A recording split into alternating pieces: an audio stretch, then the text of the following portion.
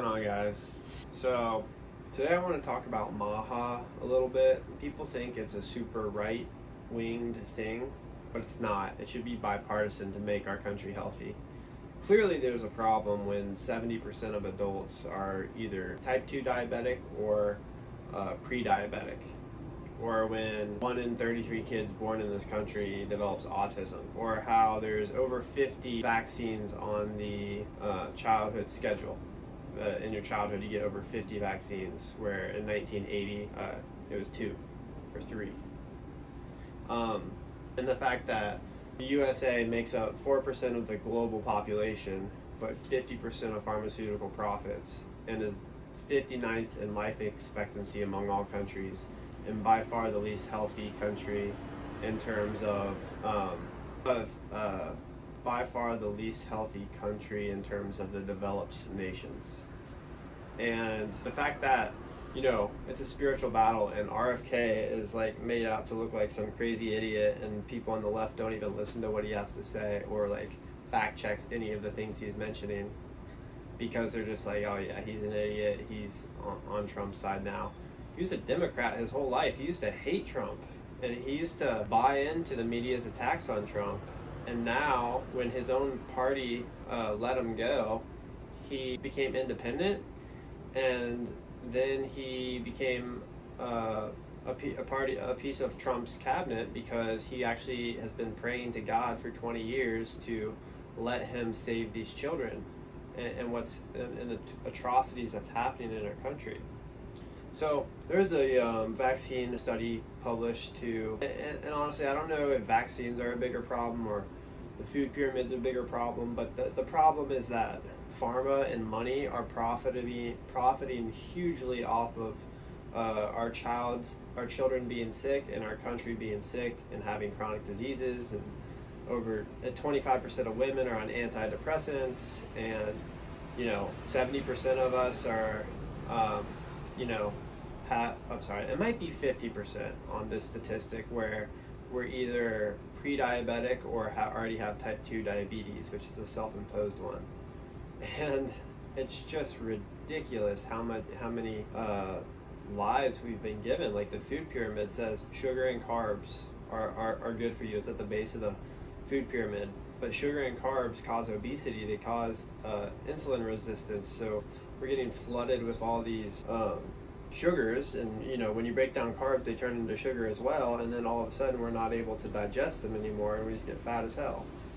And it's not just like made up out of thin air. Like, a lot of the information I'm getting is from people in the industry, people who have filed lawsuits, medical doctors, people who like Casey and Callie.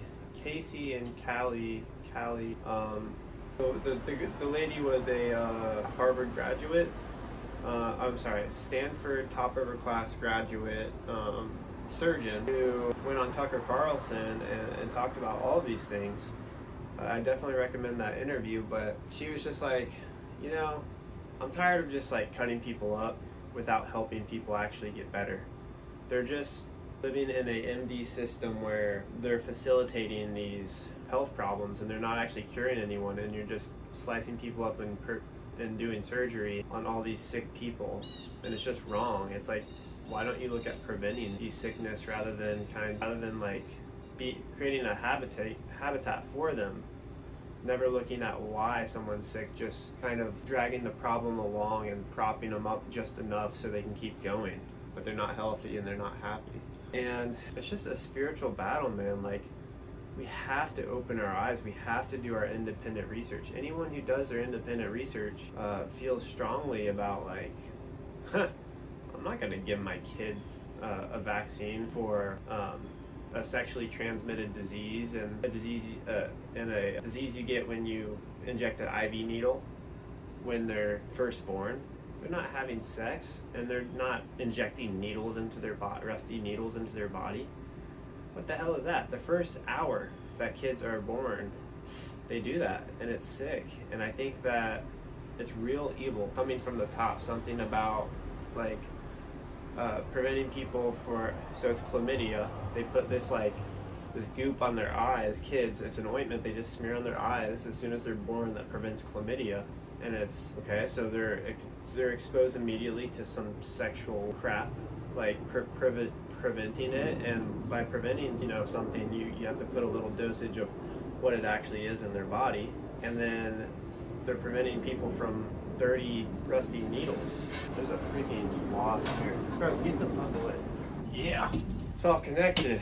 Like, as we're talking about that, a couple of wasps pulled up trying to drink out of my smoothie, and I just killed them. Killed one of them, the other one ran away. It's all connected because, like, they're not, like, these people, they're not as big of a threat to us as we're bigger than them. We're smarter than them.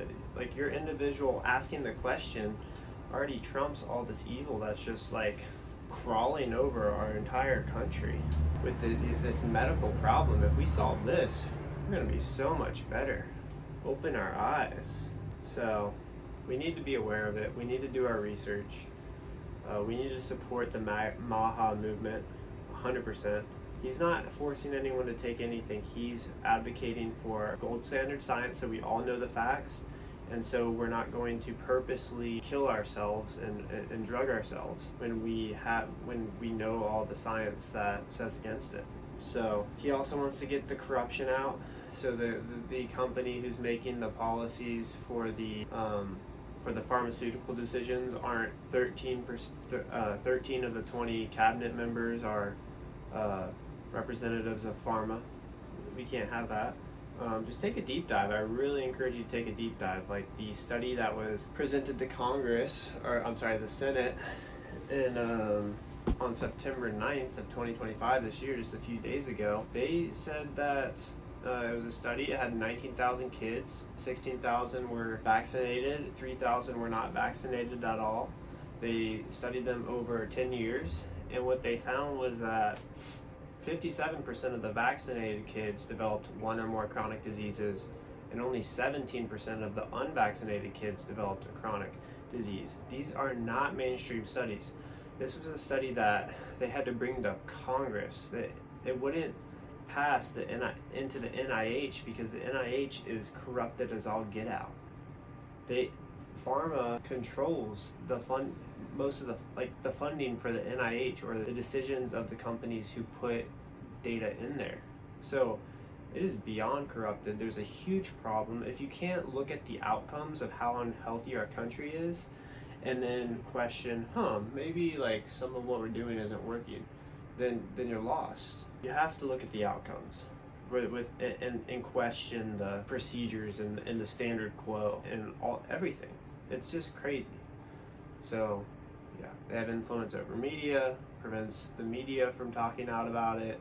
They're showing the media and funding studies that steer the narrative in their favor. They're not funding any studies that don't. It's just really bad. So hope this opened your eyes a little bit. Stay strong, stay asking questions, support the Maha movement, hear RFK out, go research the things that he's telling you. Use AI if you need to, use articles, use the data that's on the internet, find the facts, and also look at the studies, look at everything.